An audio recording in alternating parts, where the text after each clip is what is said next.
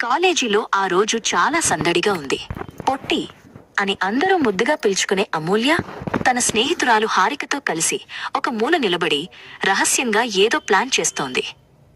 వారిద్దరి చేతుల్లో మరియు జేబుల్లో రంగురంగుల చాక్లెట్లు నిండిపోయి ఉన్నాయి. మరోవైపు భవానీ తన బ్యాగును తగిలించుకుని క్లాసు వైపు వస్తోంది. తన పుట్టినరోజు గురించి అందరూ మర్చిపోయారేమో అని ఆమె మనసులో చిన్న అనుమానం ఉంది. ఆమె చాలా సాధారణంగా నడుస్తూ వస్తోంది. భవానీ సరిగ్గా మలుపు తిరగగానే పొట్టి మరియు హారిక ఒక్కసారిగా ఆమె ముందుకు వచ్చారు.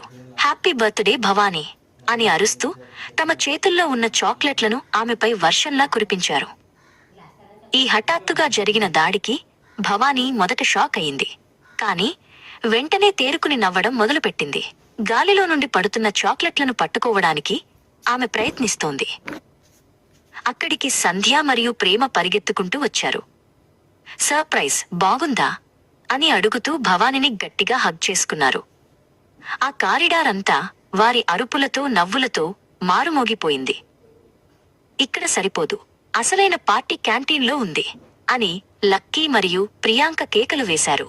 వారిద్దరూ జాగ్రత్తగా ఒక పెద్ద చాక్లెట్ కేక్ బాక్స్ ను పట్టుకుని క్యాంటీన్ వైపు నడుస్తున్నారు. అందరూ కలిసి క్యాంటీన్కు చేరుకున్నారు. పొట్టి చకచక ఒక టేబుల్ను శుభ్రం చేసి మధ్యలో భవానీని కూర్చోబెట్టింది. భవానీ తన స్నేహితుల ప్రేమను చూసి మురిసిపోతోంది. ప్రియాంక కేక్ బాక్స్ ను తెరిచి దానిపై ఉన్న కొవ్వొత్తులను వెలిగించింది.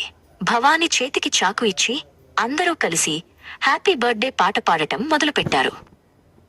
కేక్ కట్ చేసిన తర్వాత సంధ్య మరియు ప్రేమ పోటీపడి భవానీ బుగ్గలకు కేక్ పూశారు.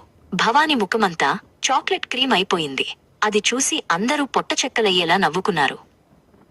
హారిక మరియు లక్కీ అందరికీ కేక్ ముక్కలు పంచుతూ జోకులు వేస్తున్నారు.